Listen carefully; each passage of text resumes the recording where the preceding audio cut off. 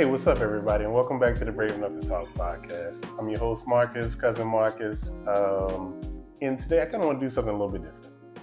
Um, I know usually I have like a specific topic in mind where I talk about something and it's kind of like structured or whatnot, but I'm not going to do that today. Today, I kind of just want to vent. I want this session to be more about vulnerability and me just talking to you like I'm talking to a family or a friend, just kind of give you an example of how I kind of work through um, problems and issues that I have sometimes. And today, something was kind of bothering me. I was thinking about, how I want to be more creative and stuff, and how I want to do more different things in life. I got a lot more free time. You know what I mean? I'm kind of what you call a jack of all trades. I'm somebody who's very, very talented in a multitude of things, but I'm not a master of any of it. If that makes any sense. Like, for instance, I know photography, I know cybersecurity, I know social media, I know personal training, I know languages, I know digital marketing, I know public relations, I know all kinds of stuff. I know mechanic work, automotives. I have certifications in a lot of different things, right?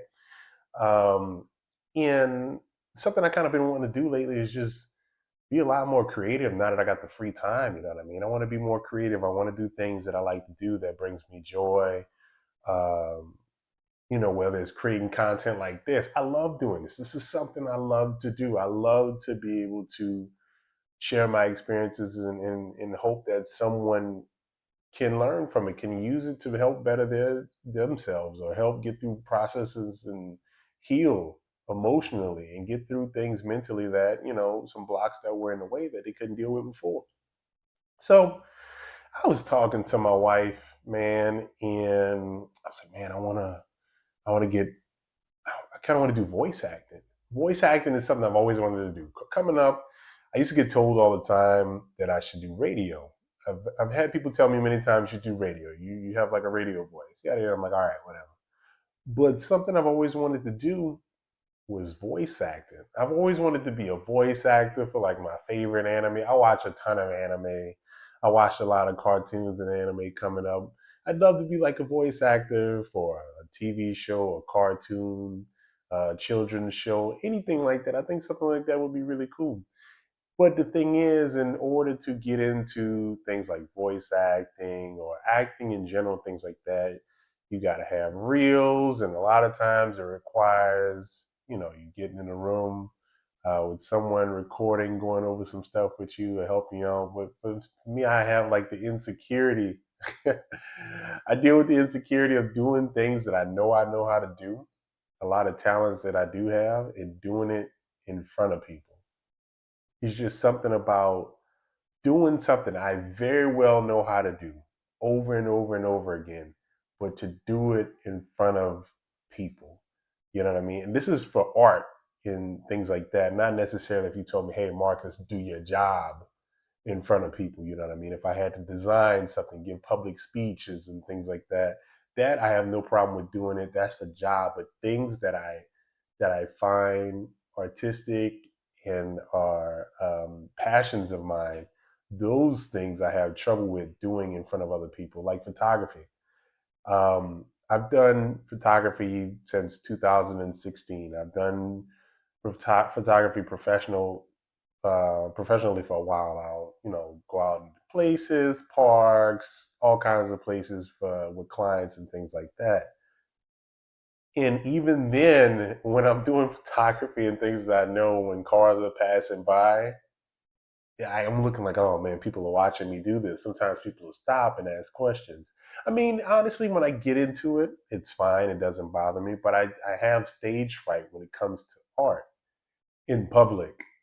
In the idea of getting in a booth in a studio to record voice lines with in a sound and engineering team around me listening to me speak and having to do it over and over again. It's just something like that that kind of bothers me a little bit.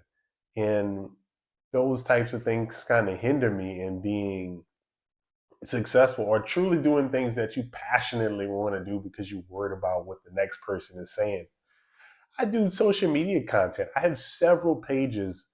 For example, I've got when I was in college, right? I had a page that was super viral. I was very well known in university for a sketch comedy that I used to do, and a lot of my content went viral, like worldwide. I won't say worldwide because I don't know if it was in other countries, but I know it was all over the U.S. at the time. And this was in the days of like Vine and things like that. And I used to make the content. I would record. I'd have a tripod in the middle of the street. I would use the university cameras and equipment because I was in the broadcast department at the time. So I had full range of access to all the high quality cameras and stuff. And I would be in the streets recording. I would still, and even though everybody on campus supported me and everybody knew what I was actively doing, professors, teachers, everybody, I still got nervous. I still felt insecure about people watching me do what they already knew what I was doing. They watch my videos all the time, but to actively see me do it made me insecure. It was nothing about putting the content on the internet. I don't care about that. I don't care who sees me on the internet, but it's in person that I get insecure about. And it kind of hinders me. And I will not do something because of that, because I feel super insecure about people watching me do something in real time or in public.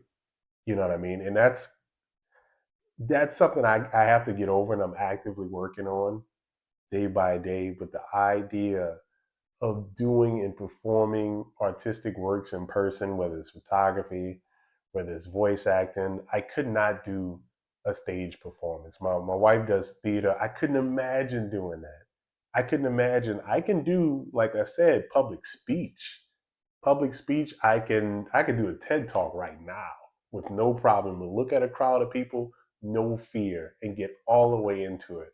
But when it comes to like a performance, putting on some type of artwork like a play, man, I couldn't even do it. I couldn't even do it because I feel I don't feel good enough at times. I don't feel good enough at doing the work, creating the content, um, in being artistic. I feel like I'm not artistic enough and that the people around me are judging when that's not the case. And I know that's not the case. But at the same time, it's just kind of hard to get past that wall, that roadblock that I deal with when it comes to being creative, being a creative, because I worry about what other people are thinking of my performance in real time or my preparation for the performance in real time. Um, when I used to do broadcasting and I would have to set up the camera at sporting events and things like that and record with the microphone, that didn't bother me whatsoever because it was a job. I could do a job. And I think sometimes I should just look at the art as a job, but then it's hard to do because if you look at art in things that you like and enjoy as work, then you don't truly enjoy it like you should because it feels like a chore. It feels like work. For me, work, I can just get into the work mode, do it, and get it out the way. But when I do things that I'm passionate about, I'm overly um, critical of myself because I worry, am I doing this well enough? How is this going to be perceived and received at the same time by the audience? Are people going to like it? Do I look stupid doing this? And that's just kind of what I deal with. And like I said, right now, something I really want to get into is voice acting. I think voice acting would be really fun. I think it would be enjoyable. I would love to be able to see myself be, um, if you think about some of the people like Keith David, everybody knows Keith David's voice from different cartoons and TV shows. Yeah, we know him as an actor. He's a phenomenal actor, but as a voice actor, man, he's like the best of the best of the best.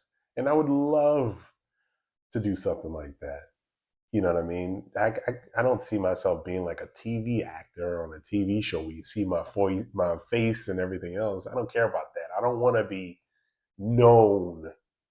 I don't want people to be able to spot me when they see me.